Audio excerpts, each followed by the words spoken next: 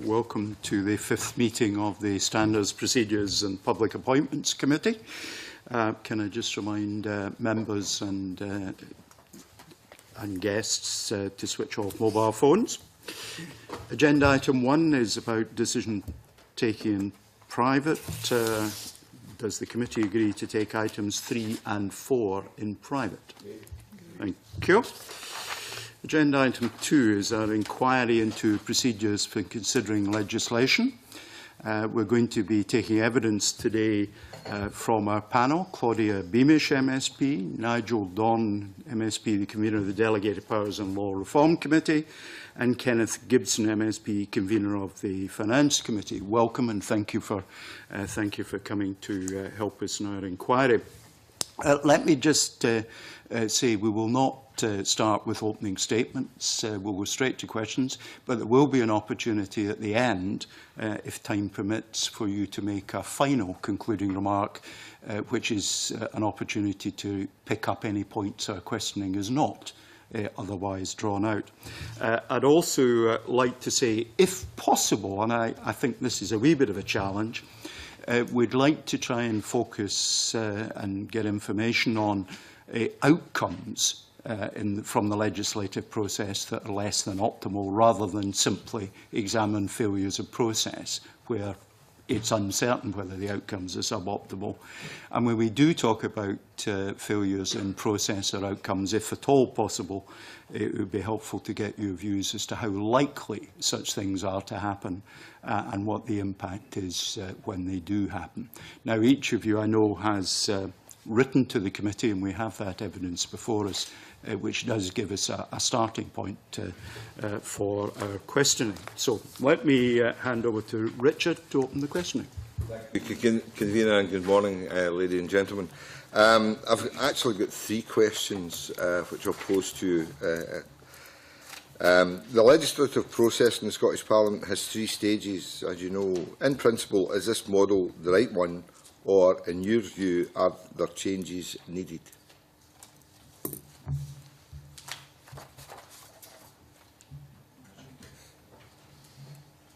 I seem to have been deputed to go first. I think it's a perfectly workable model. I've not seen any evidence in my time here, in my committees, thinking about it, that says the model's wrong. We will pick up all sorts of points of detail. I think in particular the time between the stages is something that we will want to come back to. But I do think the model is a fairly good one.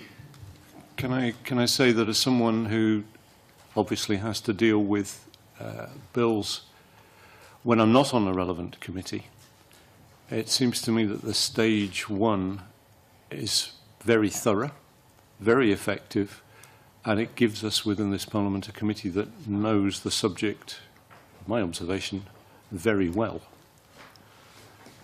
That means the stage 1 report is instructive to everybody within the Parliament and outside. It therefore makes very good sense that that committee looks at obvious amendments at stage 2, because again, it is that committee that really knows the subject. If you take the view that that is able to complete the process in principle, then it's perfectly reasonable thereafter that stage 3 is effectively a ratification by the rest of the Parliament.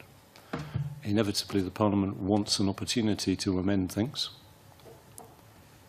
And it might be, it is the case, I think, that much of what I will want to talk about this morning derives from the fact that quite a lot of amendment does seem to be occurring sometimes at stage 2, and the Parliament then thinks it does want to make substantial changes at stage 3, when, with the greatest respect, we as a Parliament are not terribly well able to do that, because it's the experts who are on the committee. So I think the model is actually very good, as long as Parliament works with it and allows the committee to do its work, which on most occasions it does very, very well. Mr. Gibson? Well, I agree with a lot of what my colleague Nigel Don has said, actually. First of all, I should say thank you very much for inviting me to your committee. It's very strange to be at this end of the table rather than the other end, but never mind. But, I mean, our concern in the Finance Committee isn't the model. I think the model's quite robust, actually, but I think it could certainly be improved upon, and the way it can be improved upon is, in the view of the Finance Committee, by extending the time available for Stage 1. I think we have real concerns sometimes about dealing with substantial and complex bills, about the timings that are made available at Stage 1. And what happens is that there seems to be a start and a completion date that's agreed, and then it kind of works back from when Stage 3 has to be finalised. And because of the issue in terms of Stage 2, ensuring there's amendments, taking into account recess dates, etc., then we often find that Stage 1 is squeezed. And so from the Financial Committee's point of view, that's something we would like to have looked at. And we think that greater consideration has to be given to the needs of evidence gathering at Stage 1. But the basic model is robust. Good morning to everybody. And I'm also pleased to have been invited to give evidence which will be very brief, because it was specifically about a particular area of concern, which is only in relation to one bill, so I don't know if that forms into a picture in any way, but it was in relation to the Regulatory Reform Bill, as the letter from Alex Ferguson, Tavish Scott and myself has highlighted. But I would identify myself with the remarks of my two colleagues. I'm only speaking in a personal capacity, not in any way for my committee, just so that that's on the record. But I do, as a not very experienced MSP in relation to bills, found it quite challenging, like perhaps others have, to get to grips with the different stages, and not having been a lawyer. But there is a great deal of support from the bill team and from one's own committee clerks if it's at Stage 2, and that's very valued. I mean, I was interested in what Nigel Donne said about possibly Stage 3 being ratification. And, of course, a bill must, in order to become an act, be ratified by the whole Parliament. But I think I would, that's perhaps the only thing I would take issue with, that I don't see it simply as a ratification at Stage 3, but as an opportunity for the wider Parliament to be involved, although they could of course be involved at the committee stage at Stage 2 as well. So the real concern I had was, along with the colleagues who wrote to the committee, was that if amendments only come up at Stage 3, and this may be inevitable because they may be on the back of something that has occurred at Stage 2, but if they only come up at Stage 3, it doesn't give what Nigel Donne describes as, I think, or my colleague Kenny Gibson, as the experts, although I wouldn't necessarily call myself an expert in rural affairs, but it doesn't give the experts the opportunity at Stage 2 to scrutinise an amendment, and then it comes forward, and I think there were a number of Scottish Government amendments which came forward at Stage 3 in the regulation bill, which was the concern that we highlighted, not enabling the committee to scrutinise them. So that was the sort of point I'd like to make.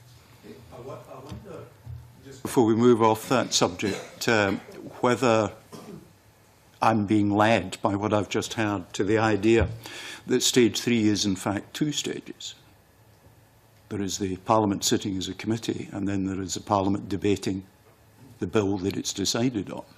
And that would it therefore be aiding clarity if there were distinctly different names, given that these two parts of what's currently Stage 3 do not have to happen adjacent to each other in the parliamentary timetable. It's only by habit that they do. Could I come back on that? Because I take what Grady Beamish has just said. It does seem to me that the final part of the process probably should be more or less ratification, because we have had our fingers burnt by making substantial amendments at Stage 3. And the agricultural holdings process, which we have literally just been through and signed off yesterday, exemplifies, albeit rarely, that it can go wrong at that stage. That suggests at least two alternatives, one of which, as you say, is to have two parts to Stage 3.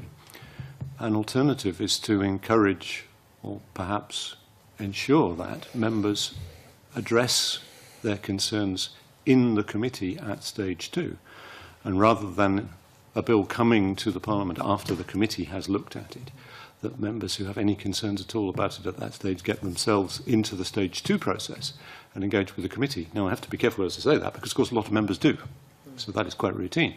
But if that was seen as being the right place to do the final amending, when members would, by definition, be engaging with the committee, who I still hold to be the people who become experts in that subject. Perhaps I should be more specific.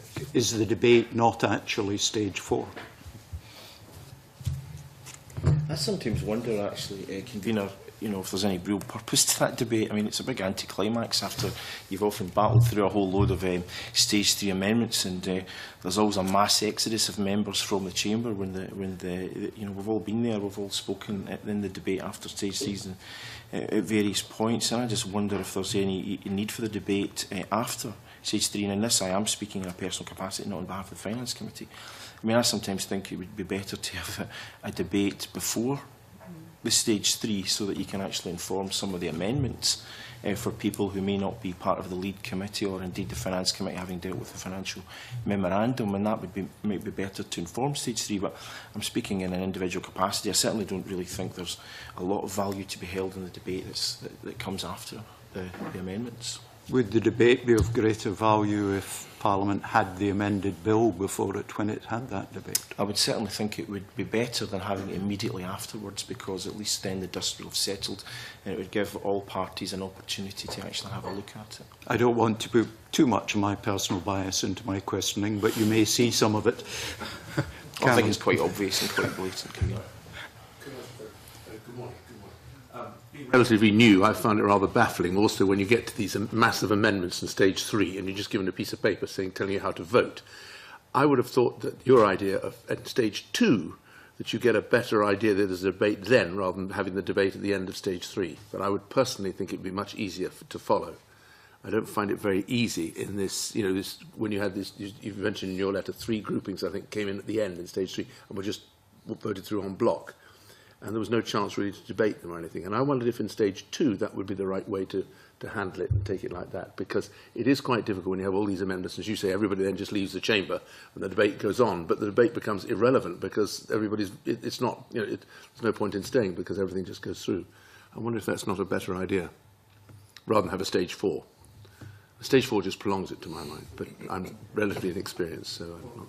Just to be clear, I was only suggesting renaming the debate stage 4, not changing what's done. Okay. That's we're all thinking here, on our feet about how we would like to change that. I mean, from my perspective, I'm obviously here to talk about the Financial Committee's particular concerns regarding other issues, so I'm only speaking in a personal capacity, so I don't know really how much value that is for you. Let me return the questioning to Richard. Yeah, can I come back to the point that Alan just actually brought up, and the groupings actually, it could be one member speaking for on behalf of other members, is what happened to me. John Mason, there were amendments. I was in the same grouping. John Mason spoke, and I asked the presiding officer, could I clarify something? And I was immediately told no. So, in regards to the point that Cameron's made, would it be a situation where we would allow people in the amendments, each member could actually put over their point, not just one member? I think the issue there, though, Richard, and again I'm speaking in personal capacity, is the complexity of the bill. I mean, the presiding officer obviously has to get the amendments through in a certain timescale. I remember in the first Parliament we had a housing bill which I understand had some 769 amendments, of which I personally submitted 139. And I think, to be, because I was a spokesperson at the time on housing, and I think, it can be quite difficult. I think if people have a specific point that they wish to raise, then obviously you can have a debate on individual amendments, and I think it's important the presiding officer is really notified in advance. And I think, to be honest, each of the presiding officers tends to be quite fair in that regard if there's a point where there's a number of members across the Parliament who want to have a view on that. But I don't think it could be a right that anyone who wants to speak on every amendment, because simply we would be there day in, day out, and the Parliament has to get through its business. So I think it's a judgment call, but I do think that members should convey their specific interest in an amendment to the presiding officer ahead of time in order that can be considered. Can I move on to my next question? To what extent does the legislative process encourage engagement from interested parties? You're giving me the stare. I don't know if that means you're wanting me to answer, Richard. First, well, I actually think it does. I think, though, there's an issue, certainly, in the Parliament, that we've been here for 15 years and a kind of coziness has kind of settled in. I mean, we think in terms of Finance Committee, often when we put out calls for evidence, we always tend to get responses from what we might call the usual suspects. The same people tend to put in submissions. There obviously, much of our legislation does impact on certain groups, the NHS, local government, etc. But I do think there is an issue to try and involve wider Scotland in terms of evidence. I mean, for example, yesterday we took evidence on court reform. Sorry, not court reform. We did take evidence on that, but we took evidence on the Revenue Scotland Tax Powers Bill, and we'd had all the kind of, if you want to call it, vested interests that have come in, who've got a specific stake in terms of that legislation. But yesterday we took evidence from two individuals who were not part of the kind of edifice, if you like, who will be this bill may impact upon in a professional capacity, and so they had a different outlook. And certainly from my point of view, in talking to colleagues on the Finance Committee, it was quite refreshing to get a completely different perspective on the evidence from these individuals to the kind of evidence panels that we'd had in previous weeks. And it's certainly, in terms of the impact on a report, I think will be significant, because it is looking at this piece of legislation from a different viewpoint, and certainly points were raised that the members of the committee frankly were not aware of and certainly had not considered. So I do think when we're going out for evidence, we should try wherever possible to try and ensure that we look to try and involve other people and organisations that perhaps have only given evidence to the committee rarely or indeed not at all. Ms Beamish, who is probably not got 15 years entrenchment and might bring a new perspective, do you care to comment on that question? Well, only very briefly that in rural affairs, environment and climate change, we do try to ensure that we look at new groups who have, such as new charities, such as Nourish, who work across communities to develop good practice for local accessible food, and I think made a contribution to a recent evidence session. We do try to look for new groups, and we try not to always ask the same business, but say with waste, to our zero waste, if we've seen one business, even though they have very good practice, we would try to ask the clerks to look for another, and suggestions come in from different parts geographically, which I think is important. But I think that's really the only comment I would make. Yeah, can I just make the point, convener, that clearly I'm here in a personal capacity. I'm not going to attempt to separate my convener's hat from my position as an MSP, though there are some very specific issues I will raise as convener. I think I associate myself with the comments that my colleagues have already made. In many circumstances, we find ourselves engaging with the usual suspects, but on the other hand, the usual suspects, particularly, for example, in my days on the Justice Committee, were very obviously the right people. They represent the legal professions one way or another, and they are the people with whom you have to engage. And I have to say that building a good working relationship with them is actually very helpful. If you're worrying about the law as law, then it certainly pays to make sure that you've got a good working relationship with those who are going to have to make it work. Actually, straight into my last question, and it's mainly on timescales. What are your views on the timescales allowed for stage 1, 2 and 3, and the time allowed between stages? And I know Mr Gibson commented earlier on these and felt that some stages were squeezed. Well, I just don't think stage 1 scrutiny is given enough time. We've been lead committee in this session on 4 pieces of legislation, and the longest consultation period we've really had has been about 9 weeks. As I mentioned earlier, we're discussing the Revenue Scotland Tax Powers Bill at the moment. Originally, the Scottish Government consulted for 4 months on that. but they were trying to give us only 3 months in which to consult and take oral and written and oral evidence on that. We didn't think that was long enough in actual fact, because Christmas and New Year were included in that. We had to go back to the Scottish Government, and we were successful in having the Scottish Government move stage 3 from the end of June to the 3 weeks we'll be back here in August. But I think that when legislation is being considered, I think stage 1 scrutiny is actually crucial, and I think there has to be enough time. If we're talking about having different organisations and bodies actually able to respond to us, rather than those who have a regular dialogue with the Parliament and are able to see what's going on all the time, then we have to be able to involve other people, but we have to be able to involve them through giving other people time. And it's also, I don't think it's fair on people to actually be expected in terms of complex legislation to perhaps look at in depth in a very short period of time. I mean, organisations have other things to do than wait for us to come up with bills and then sit down and actually look at how it impacts upon them. So I think stage 1 needs to be longer. We need to have more time to go out to consultation, more time for written evidence, and more time to consider that written evidence in oral session. I think, given my perspective on that, whilst I don't disagree with anything that has just been said, is more about the time between stage 2 and stage 3, which has considerably concerned the Delegated Powers and Law Reform Committee. We are, and it affects us, I guess, for 2 reasons. Firstly, because there are occasions, and have been very recently, occasions when a very significant number of amendments have come through at stage 2. The Children and Young People's Bill, for example, there were some, well, the number of amendments at stage 2 got into several hundred, after stage 2. Apologies, let me come back on that.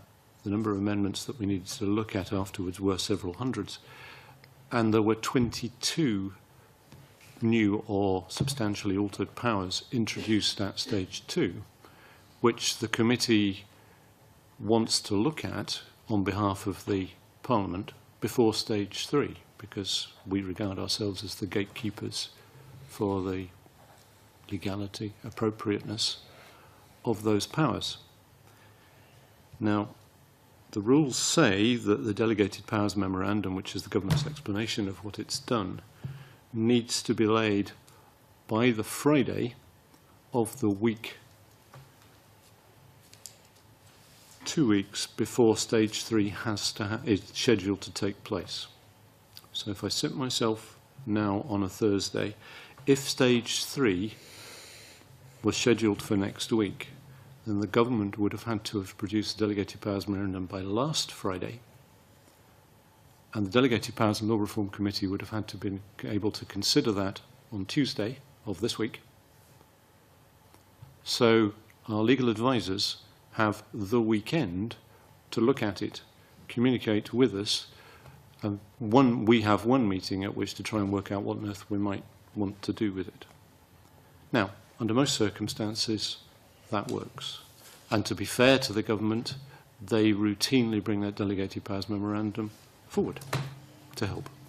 But as the rules currently stand, in a situation where there are many amendments and a very significant number of delegated powers, then it's just not possible to make that work.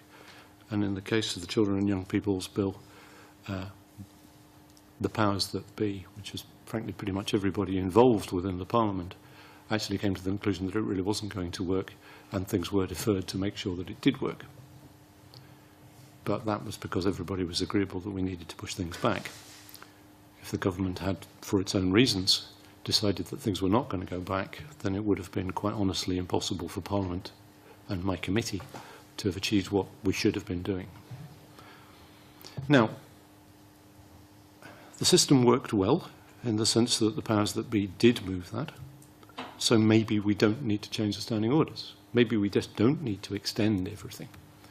But there's an argument for saying that certainly we need to look at it, and that might be the right answer. Can I just come back, Mr. Don? You say we may not need to change the standing orders, but if we were to change the standing orders, then clearly we would be able to suspend those standing orders if Parliament adjudged that was necessary. Would that change the balance in a way that would be advantageous to good governance of the process of legislation if we were to do that, given that changing the standing orders still gives you the option to suspend them if you need it? It depends which way you want to do it. If you want to make the standing orders that we've normally got time and we suspend them to bring things forward, then we might be in a position where we would routinely be suspending them in order to bring things back to a normal timetable, because usually it does work. I think the exception is when a significantly large number come through at stage 2 and delegated powers law reform is not able to address those. That does seem to be the exception. And of course there is an alternative solution, which is never to let that happen and to make sure that everything's on the face of the bill at stage 1. Equally, you've referred to the Delegated Powers and Law Reforms Committee's timetable of getting engaged in what's happening. Do you think that in relation to the opportunities for engagement of the general public and the very directly interested parties, that it provides sufficient time for them? Well, the answer to that has to be no, because whilst I'm worried about my internal processes, or our internal processes, of course, if those areas of policy which are introduced at stage 2 are in some sense genuinely new, then there is frankly no possibility of the outside world, other than possibly one or two of the very well wired in usual suspects, engaging with what's going on at all. Anybody else care to comment? Not essential. I want to concentrate on stage 1, and we have covered it quite extensively in the remarks you've made already, but there seems to be, from the written evidence and even from yourselves today, becoming a slight divergence of opinion. I mean, Nigel, you said that stage 1 was very thorough and the report therefore is very useful to Parliament and outside bodies, while Kenneth, you were saying that you need to extend the timings so that you can do more consultation. And that does seem to be coming through in the written evidence as well. I mean, I've got 1, 2, 3, 4, 5, 6 written submissions saying we need to do more pre-consultation before we do stage 1, and then we've got the government and Professor Reid saying, well, that already happens. And you said yourself, Kenneth, that for the Revenue Scotland Bill, the government had done 4 months consultation before it came to the bill. So is the way to resolve this that the pre-consultations that are done either by the government, external bodies, become part of the committee's stage 1 process? It becomes more formalised, or do we have to, as Kenneth was saying, extend timings for stage 1? Because that worries me about the knock-on effect that that's going to have to the timings that we have that we've just discussed for especially stage 2. Well, I certainly don't believe that we should truncate stage 2 or stage 3, so I want to make that categorically clear to the committee. But I don't see any reason why we couldn't have more time from, for the completion of the entire process, from introduction to completion. I mean, for example, Cabinet Office and Scottish Government guidance recommends a minimum of 12 weeks should normally be allowed for a consultation period. But of the 4 pieces of legislation the Finance Committee has dealt with as lead committee, all important bills, I have to say, 1 being freedom of information, 3 being tax bills, the total consultation period vary between 5 and 9 weeks. Now, I understand what you say, that we should go out to consultation at the same time as the Scottish Government. I don't think that's practical, because the Scottish Government's consultation is about whether or not legislation should actually even progress and what the shape of that should be. The Finance Committee obviously has to come in at a later stage, but I think what's important is that we have the opportunity to put out a call for evidence, take evidence from as many different sources possible, consider that evidence, who we wish to bring, to give oral evidence to the committee for questioning, and the other thing as well is that we have to take into account is that sometimes if the consultation period is too short, we sometimes get written evidence actually after we've started the oral evidence sessions, and therefore people who may actually have very cogent arguments and good ideas are can almost be excluded from the process. I think if you have more time, all it means is effectively that stage 1 report becomes much more robust, and that feeds through stage 2 and stage 3, and it makes the whole process much more robust, much more effective, and that's why we think that extending the stage 1 without having any adverse impact on stage 2 and stage 3, and again I want to clarify that, is what's important. I mean, as I mentioned earlier, for the Scottish Government to take 4 months for a consultation, then they expect us to truncate the entire process from consultation to all written evidence set into 3 months over Christmas, New Year. To our mind, it just didn't make any sense in that particular piece of legislation. So I think greater thought has to be given to lead committees at stage 1. Is there a way, though, that we could tie in any pre-consultations that have been done by the government or anybody else into a committee's stage 1 consultation? Well, I mean, there's no reason why you can't look at evidence that's been given, but I still think that the lead committee has to go out and make its own specific call for evidence, because they will look at actually what the government is trying to do. And I mean, from our point of view, often we're not looking at it from a lead committee point of view. I mean, we've only had 4 bills as lead committee, but we've had loads and loads for it as looking at the financial memorandum. So I actually think it becomes more complex with what you're suggesting. I think it's much clearer and much straightforward, the process we have at the moment. I just think more time has to be given for consideration. I wondered, Convener, whether I could add an observation. It seems to me what the government is consulting on and what Parliament is consulting on at stage 1 can be really quite different, because the government will essentially be looking at a policy area and consulting on whether or not something needs to be done. If so, what needs to be done, by whom, how, when, and here's a range of options which we might consider on the broad landscape. That could be very, very wide-ranging. It could be so wide-ranging that most people will not feel able to engage with it because they'll feel it's beyond their remit, just in normal life. Once a bill is actually framed, introduced to Parliament, then the government has decided what it wants to do, why it wants to do it, and what the specific proposals are. Now, at that point, there's a very different group of our society that is able to engage and would want to engage. So they may bring a very different perspective at that point, whereas they may feel quite unable to address the higher, broader themes of the government consultation, which may be multifaceted and may well be in language which is understandably and quite rightly incomprehensible to many of those involved. Or vice versa. Well, yes, exactly. Just before I move on to supporting documents at stage 1, Richard Lyle asked about how we could engage the wider public. Do you think if we extended the length of timings for stage 1, we would be able to engage more of the public? It certainly widens the opportunity. I mean, obviously, the more time you have, then the greater opportunity people to have to think and consider what the proposals actually are and whether or not they wish to put down a submission. I mean, sometimes when you call for evidence, it's quite interesting when you look at some of the submissions. You can get as you'll know, you get very detailed submissions, and other people sometimes go through the motions. So, for example, we were looking at some of the submissions for the Court Reform Bill. We set down a whole series of questions, and some of them literally said yes or no, which is not really what you're looking for when you're trying to consider people you're going to look at to give evidence. So I think if there's more time, then quite clearly I think the quality of evidence that you'll actually get will ultimately be better. Okay. Can I move on to asking well, I know that Delegated Powers and Finance both think that we need to change some of the rules on the supporting documents which accompany a bill in introduction. Can you talk us through that and give us suggestions of what needs to change?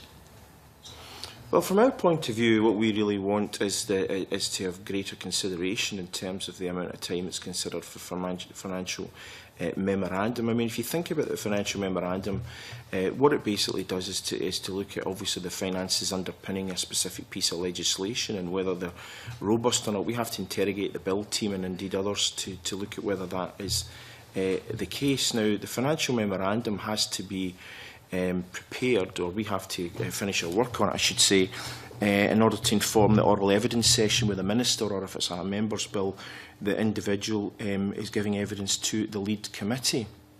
But sometimes we think that the government and the lead committee don't actually give enough consideration to the time required for the Finance Committee to carry out adequate scrutiny in terms of that. So I've already mentioned the Court Reform Bill, which we looked at yesterday. What happened was that the bill was introduced on the Thursday before the February recess. On the 19th of February, we considered our approach. We had 4 weeks only to as the closing date for our call for evidence. We then had to take evidence yesterday because we had to report to the lead committee by the 2nd of April. So that effectively was only given 1 week to actually take oral evidence, and then we have to basically have a report next week. Now, you know yourselves that sometimes there's dispute on reports. Not that often in the Finance Committee, I have to say, but you often might want to look at a draft report and then you might want to hone it the following week. This doesn't really allow time for that. So we think in the Finance Committee that really greater time has to be given to the needs to look at the financial memorandum of a bill. And again, sometimes, you know, when we look at the financial memorandum, it looks pretty straightforward. There's not a lot of money involved. There's no real controversy. And often we send a report to the lead committee to say that we're not going to conduct evidence based on what we have. But then something can come in later on to suggest that well, perhaps, you know, we would want to take oral evidence, but if you don't have if there's not enough lead time there, you know, it's almost too late. So all we're really looking for there is greater consideration to ensure that we can look in the most robust way possible at the finances underpinning bills. And I mean, for anyone who's looked at what the Finance Committee does, I mean, sometimes we've actually had the bill team come forward and it's been absolutely first class. You know, they've given real high quality evidence. In actual fact, we've asked a huge range of questions about how they come to assess what a bill would actually cost the public purse, who it would impact on, and that's been fine. But other times, I have to say, it's not been up to scratch, and we've felt the need on at least one occasion to call people back. Now, we need a kind of time to do that, and of course, no doubt at some point during the committee we will go on to the particular issue in terms of supplementary financial memorandum, because I think that's an issue that we'll have to talk about. Okay. Delegated powers and law reform, of course, look at a very different memorandum, but it's the delegated powers memorandum which accompanies a bill, and that does have some issues which I would like to address. Thank you for the opportunity. First thing is the delegated powers memorandum has to address the reasons for giving ministers powers to generate statutory instruments. But it doesn't require any discussion about delegated powers. So it's as simple as that. And what we find is that delegated powers memoranda do therefore address the issue of why a government is giving a power. I wonder, just for clarity, could you explain what sort of things are not included? Just so that others less familiar. Well, okay. I mean, members will be well aware from sitting on other committees that they routinely see statutory instruments which are a document signed by a government minister saying, by the power vested me in whatever act it might be, I'm changing the rules on this, that or the other, or I'm changing the court fees, for example. That's one of the things that routinely comes through every year. And that's a statutory instrument, and it has a number and it goes with it.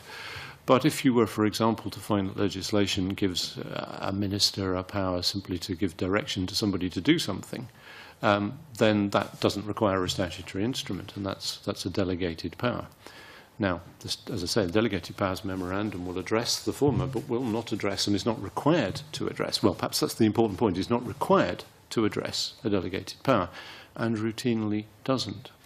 Now, we, as a committee, always go back to the government and ask it to give us the reasons and the purpose for every delegated power, because, come back to, that is our purpose within the Parliament, is to make sure that Parliament is being asked to give powers for good reasons. Now, it does seem to us that it really would be very sensible if the rules were changed, so the government had to address that in the Delegated Powers Memorandum. They're going to have to address it at some stage, because we're going to keep asking them until they do, so why not just make it in the original document? Now, the same applies when it comes to a supplementary Delegated Powers Memorandum, because if things are introduced at stage 2, then there will be a supplementary Delegated Powers Memorandum, but the same rules apply. So if they don't tell us about delegated powers, we will, again, have to go back and ask them what those are about. And sometimes, as I think a couple of weeks ago, we finished up in a position where I had to ask that question at stage 3 of the Minister, because we hadn't managed to finish the process beforehand. So that comes back again to timing, but all of that would be avoided if it simply had to be in a delegated powers memorandum, which we would suggest. Now, there are 2 other issues on that, if I may, Convener. There is, in the context of members' bills, no requirement to introduce the bill with a delegated powers memorandum, which again to us seems to be a defect. Now, it might seem that that's an added barrier to a member introducing a bill, but again, at some point, the member is going to have to address that, because we won't let him away with it. So it might be more sensible if that delegated powers memorandum were one of the required documents at the introduction of a member's bill or any other public bill. Could I also just put on record what it is that we need, because it's worth distinguishing the purpose of a power and the reason for a power, and I hope an example might help. If I were to come up with a purely hypothetical education bill, because I don't think there is an education bill before the Parliament just at the moment, you could see that if the bill, that hypothetical bill, introduced a power for the Minister to maintain school buildings, that might seem perfectly reasonable. But on a moment's reflection, we'll think, well, hang on, this is normal for a local authority. Why would a minister want to do that? The reason might be, and it might reasonably be, that where local authorities fail to carry out their duties, it's relevant that the minister has a power to do it for them. So that would be a good reason, but we'd want to know what the reason was.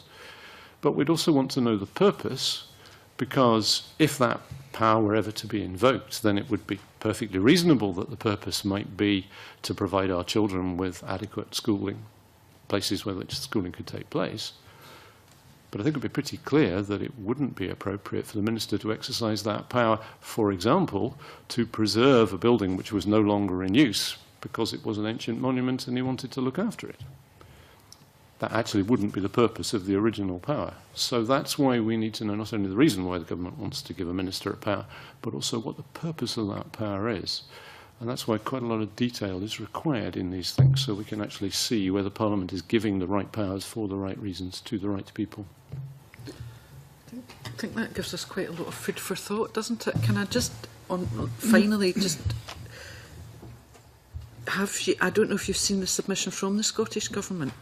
In it, they're suggesting, and it's not going anywhere near what we've talked extensively about, but I just wanted to get on the record whether they're talking about the Delegated Powers Memorandum should be formally designated an accompanying document. Would that be useful to your committee, Nigel? Forgive me, I didn't get the force of those words. The Scottish Government submission are saying that the committee should give consideration to whether the Delegated Powers Memorandum should be formally designated an accompanying document. Oh, I'm sorry, I have no idea what the effect of an accompanying document might be. Right, shall I say, because there's one about the financial memorandum and explanatory notes, can I ask perhaps if you could look at the government submission and come back to us on those specific points? Very happy to do so. Thank you. Just before we move off the subject, financial memorandum have to be formally approved by Parliament, but changes to that financial memorandum do not. And I just wonder if that's a satisfactory position to be in. It's not a satisfactory position to be in, and just to give the committee some background information, because of the Barnett consequentials and the Scottish Government's decision on the 7th of January to allocate those in a certain way, the financial memorandum of the Children and Young People's Bill was changed into a supplementary financial memorandum. Now, the problem with the supplementary financial memorandum, which is effectively an updated financial memorandum, is that it doesn't have to be scrutinised by the Finance Committee.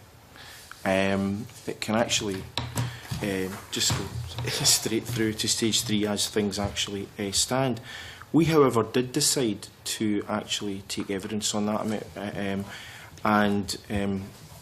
it came to us very late in the day, and as a result, the only option the Finance Committee had was to take evidence on that on the day of stage 3 itself. I actually don't think that's acceptable. Now, this doesn't come up very often, so it has to be put in perspective. This is the first time this session. Now, it comes under Standing Order 9.7.8b, and the Finance Committee is keen that that Standing Order is actually amended so that it says that the supplementary FM should be lodged not later than the end of the second week before the week in which stage 3 is due to start. And it should stipulate it must be lodged no later than on the penultimate sitting day of that week. Now, the result of that is that the change would only bring the deadline forward by 1 day in a normal week, but it would mean that the new FM could be issued on the Friday along with committee papers for the next meeting, allowing committee to consider it in the week preceding stage 3 proceedings. Now, the only reason we were even able to take that, the supplementary on the Children and Young People's Bill, was because the Finance Committee met on a Wednesday. If the Finance Committee had met on a Tuesday, we wouldn't have been able... if stage 3 had been on the Tuesday, when our committee meets on Wednesday, we wouldn't have been able to look at it. So there's two things. First of all, I think there has to be adequate time for us to consider that supplementary, and secondly, a supplementary financial memorandum must go through before stage 3. I mean, the situation now where a financial memorandum which could involve millions of pounds can sail through without that is a hole in the standing orders, and that has to be addressed. But on that's the point you're addressing in relation to scrutiny in committee, which well understand. But are you saying also that the supplementary financial memorandum should be approved by Parliament? Well, I think it should. Of course it should. I mean, if it's a substantive change to the financial memorandum and bears no real resemblance for understandably good reasons in this particular case, then it should actually be approved by Parliament. And have the same force that if a financial memorandum is not passed, then the bill will not proceed. Yes, and the same would be the case here. Yes, and it should be before stage 3. Right. Okay. Okay. Thank you, convener, and good morning, panel. I'm going to ask a couple of questions around amendments at stage 2 and 3, and we have already touched on some of those, but I just wonder how effective are stages 2 and 3, and are any changes needed to the rules on the deadlines for lodging amendments? Because we've had examples of where there are, there can be, in excess of 100 amendments lodged, and quite often they're at the very last minute. So, what are your views on that? Ken? I would be speaking in a personal capacity on that, because this isn't something the Finance Committee has really considered. But I'm of the view that anything that allows greater scrutiny and time for consideration is a good thing. It has to be said, though, that some bills actually are not particularly complex and don't have a lot of amendments. Many of the amendments tend to be technical. They don't tend to be of real issue between the MSPs in a political sense. And therefore, my own view is that there has to be flexibility in terms of stage 2, because although we've been talking, and I certainly have been talking about, for example, extending stage 1, we have to be careful that we don't have a process that just goes on and on forever. So there has to be a balance to be struck, and I think that has to really, when we look at the complexity of the legislation from the start. But yes, I do take on board what you've actually said. I do think that certainly for some pieces of legislation, you do have a situation whereby you have to consider a very substantial number of amendments in a fairly short period of time. And I think that has to be really looked at the outset. So increased flexibility in terms of that would be positive.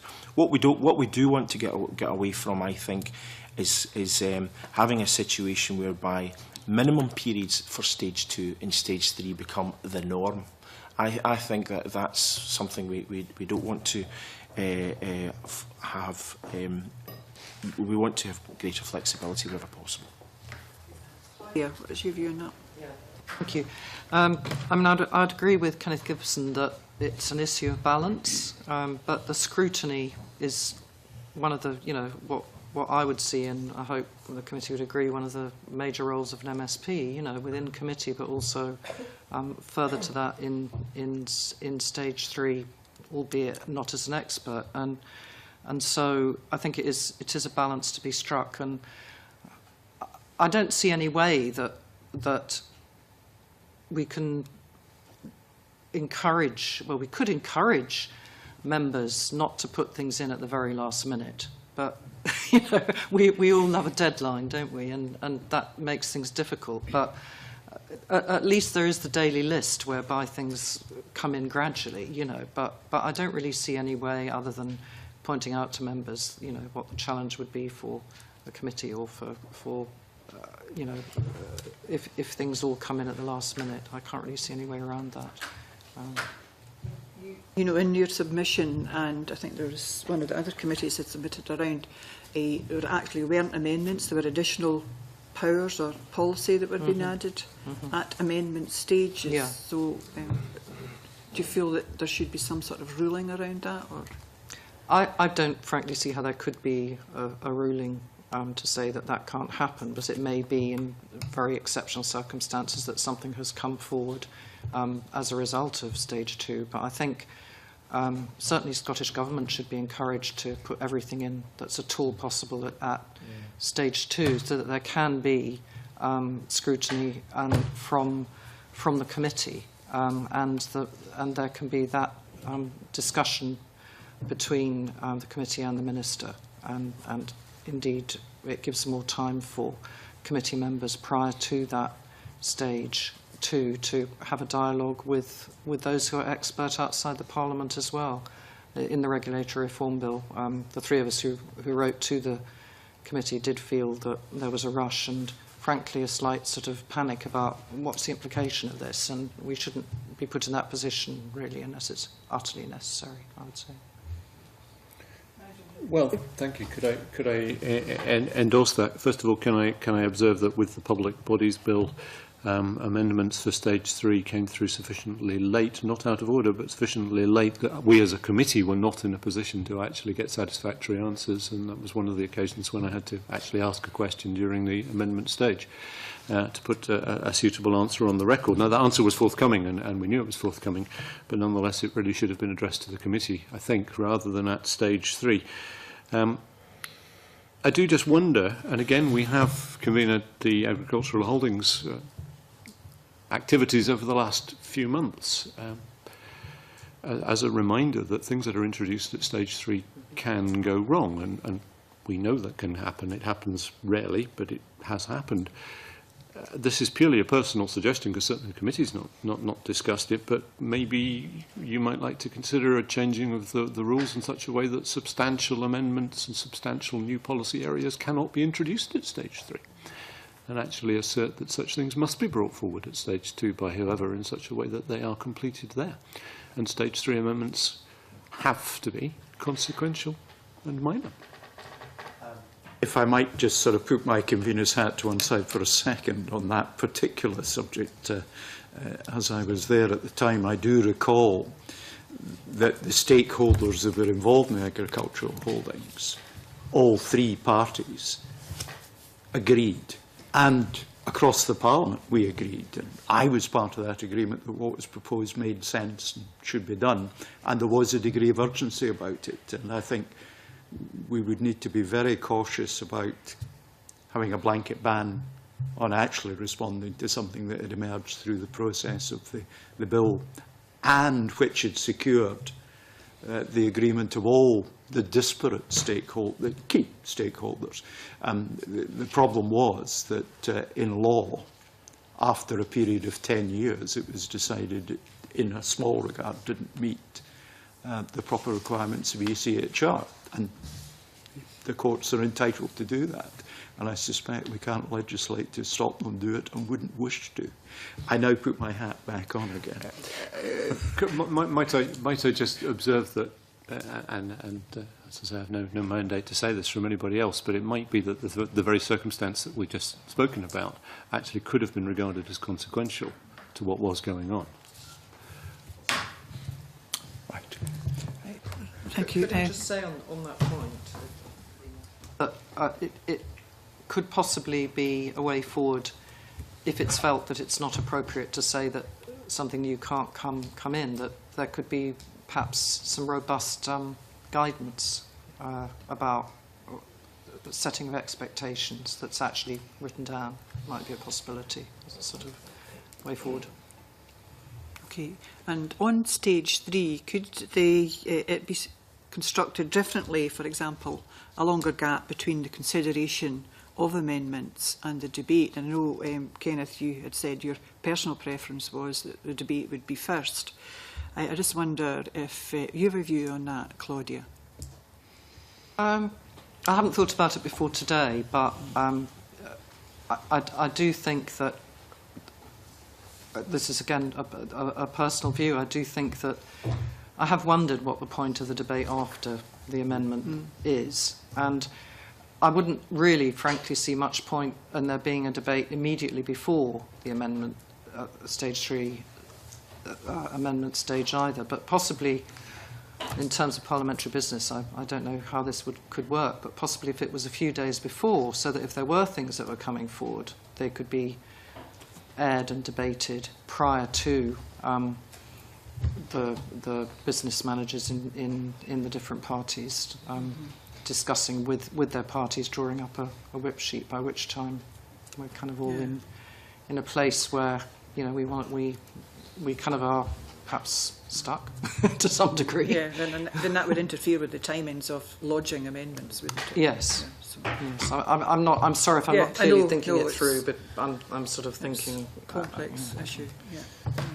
Did you want to? Sorry, Margaret. The point of having a debate beforehand, I think, is that people kind of political parties or individuals, if it's a members' bill or whatever, can set out their stall basically, so they can effectively say, you know, in terms of the amendments I'll be presenting, this is my overall kind of thought, overall thought processes, you know, rather than what we have at the moment is whereby the amendments are effectively grouped and they're dealt with in isolation. I think it just gives them a better kind of philosophical approach to what's going to then happen in terms of dealing with amendments, and everyone in the Parliament who's all got to be there for stage 3 then gets a better picture of what's actually going to be debated and discussed.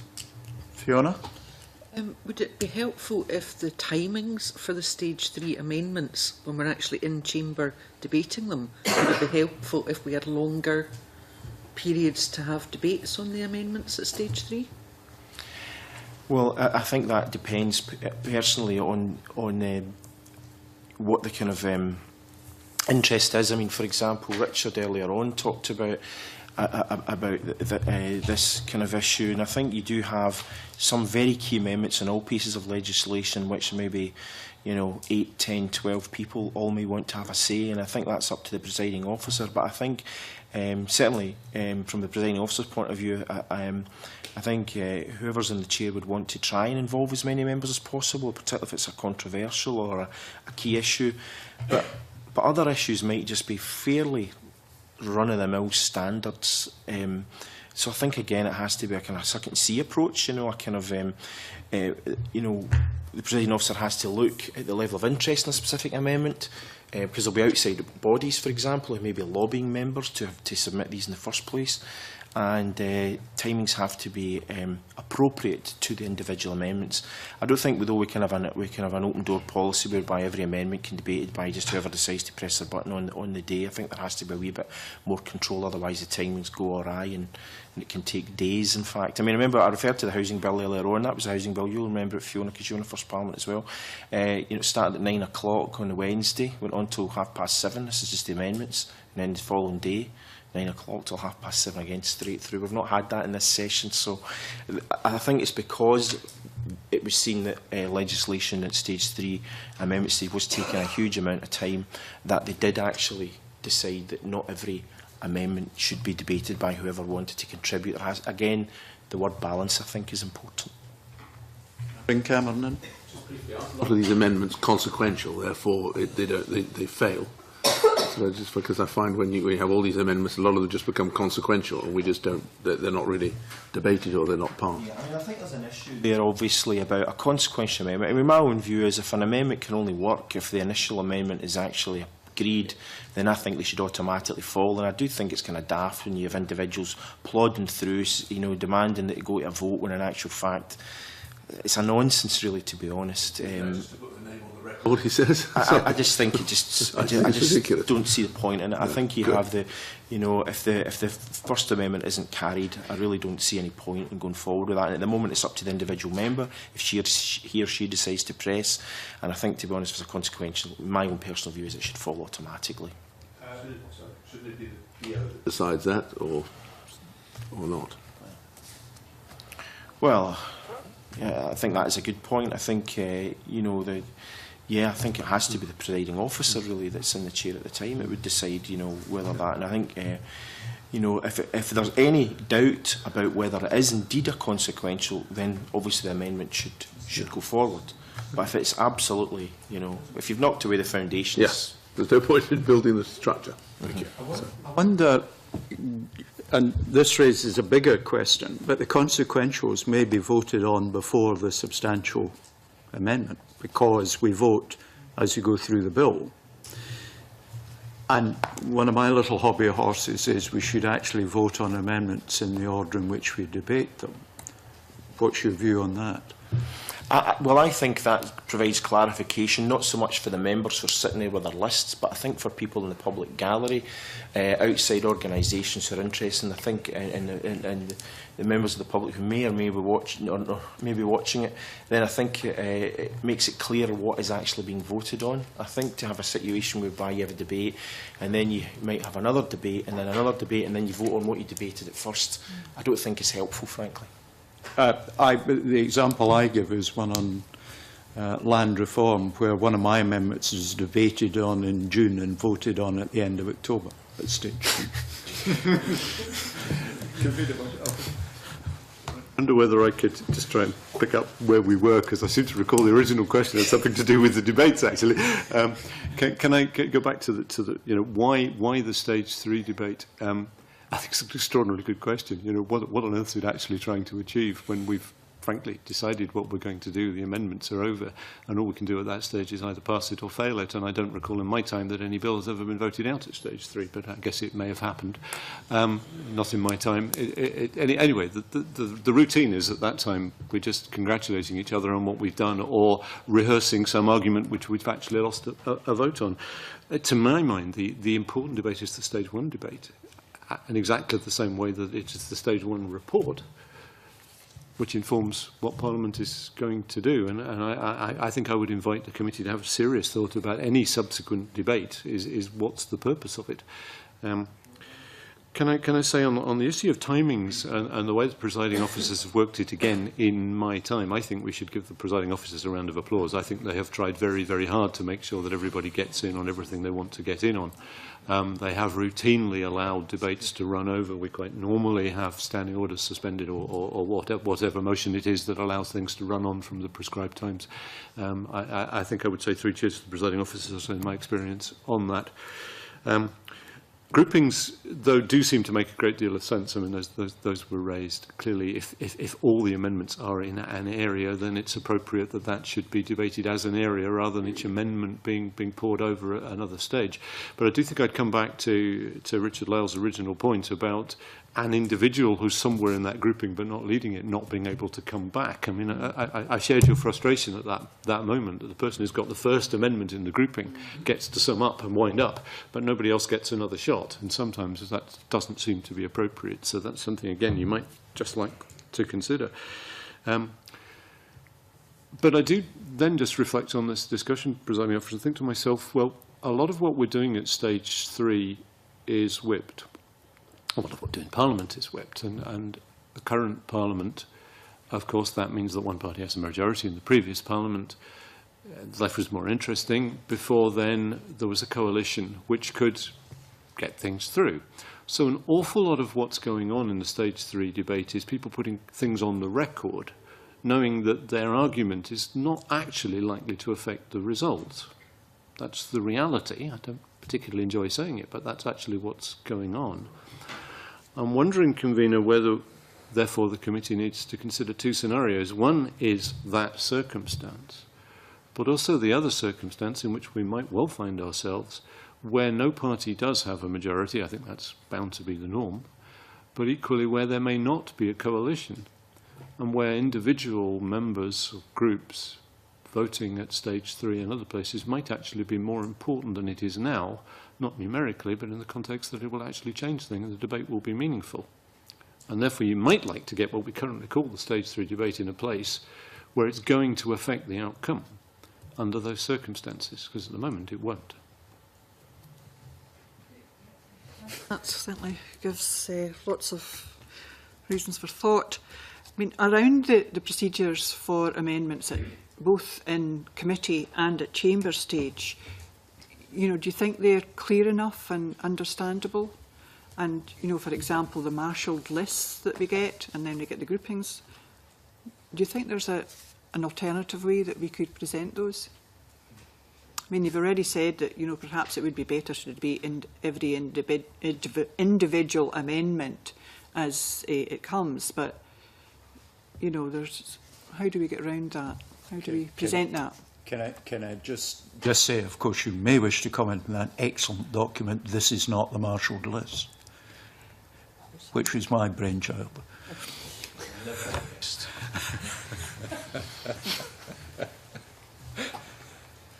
Do you think the marshalled list is useful, or the not marshalled list? Not really, to be honest. I mean, you know, I think the marshal list can be confusing. I think we all find it confusing at times. I think when you're the convener at Stage 2, as I've been on a number of occasions in terms of going through Stage 2 amendments, I think all you really need is the list of amendments. I think it can often be confusing about how the way they're grouped. You know, instead of going through amendments 1 to 100, it will go through amendments 1, 2, then it will be, you know, whatever it happens to be found. You know, you'll all these different groupings, etc.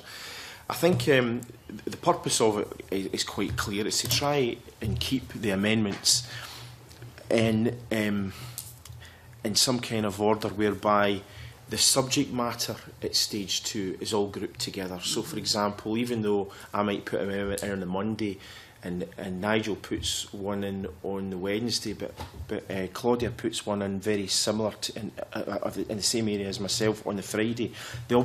Myself and Claudia's have to be grouped together because you're going to have a debate on a specific subject matter.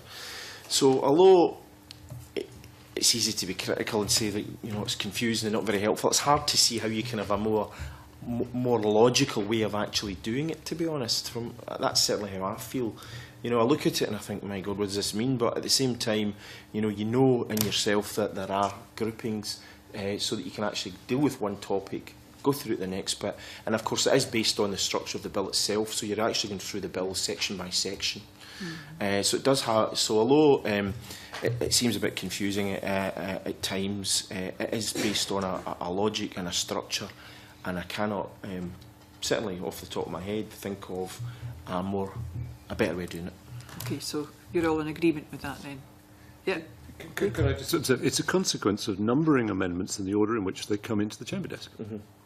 Thereafter, you've got to organise what is a random set of numbers, albeit they're 1, 2, 3, 4, 5, 6, 6, in such a way that you can deal with it in the structure of something which is called a bill. I think it works very well, but I'm not sure you're going to find a better system. But confusing, yes, it certainly is. Okay, thanks, that's useful. Thank you. I suspect we may have covered the subject, but Cara, have you further things you wish to? Yeah, as Stuart said, I think the question I was going to ask has been answered, but I'll just ask it again for the record. Just looking at secondary committees, Kenneth Gibson in particular has talked a lot about the time constraints that are affecting the process. So how effective would you say that the involvement of secondary committees is in the legislative process, and how could we improve that?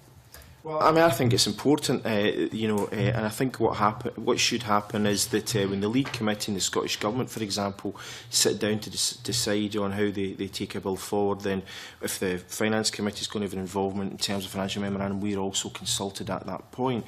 Now, if you think about it, we have to inform, as I mentioned earlier, the oral evidence session, but the committee, the Finance Committee cannot consider and agree its approach until the Lead Committee has done so, in order that we know the deadlines to which it must work.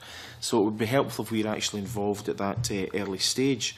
And as a committee, scrutiny of financial memorandum is evidence-based. It's difficult to predict the bills in which it might be required to formally report. So I think the earlier we are consulted, or indeed other secondary committees who might be involved in legislation, the better it should be, because ultimately, Convener, what we all want is we can all benefit from effective scrutiny, because what we really want is robust, high-quality legislation.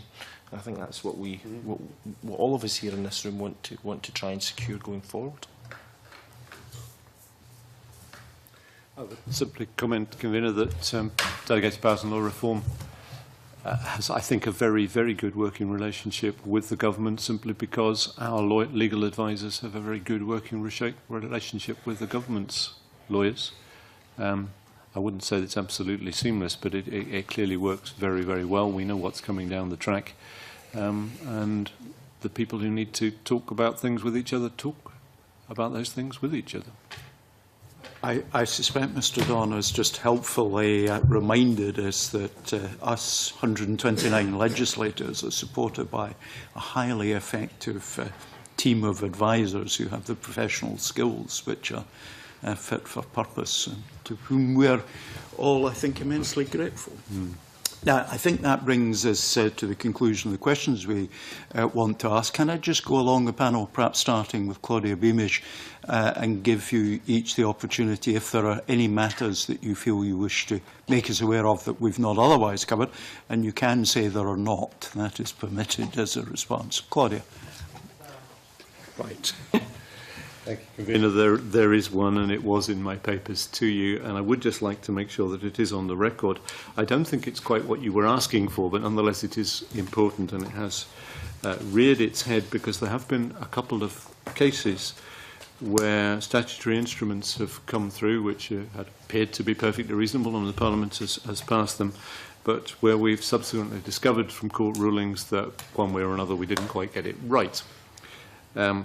These have been complex transitional cases, essentially statutory instruments where one way of doing things within a public body has been changed to another way of doing things, and inevitably there are cases which are already in the system which need to be handled. I think that actually sums up both cases. It's quite easy for those formulating those statutory instruments, quite honestly, just to allow some things to fall between the cracks. It's just what they do. What we have asked the government to do is to recognise that these things happen. Of course, the government has recognised that. What we've asked them to do is to note when we have complex transitional instruments, to register those in particular in their own minds, to register them in our minds, and to allow us rather longer to make sure that we've got them right. Government has very helpfully done all of that. It now routinely tries to ensure there are 40 days before such statutory amendments come into force.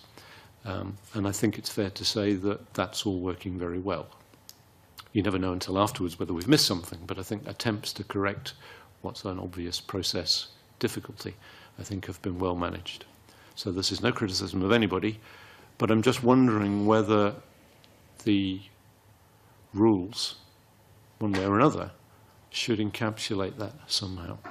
Whether you might, as a committee, can find some way of looking at whether or not these complex transitional statutory instruments actually should be in a class of their own and should be treated differently, because it might be appropriate to do so. Mr Gibson.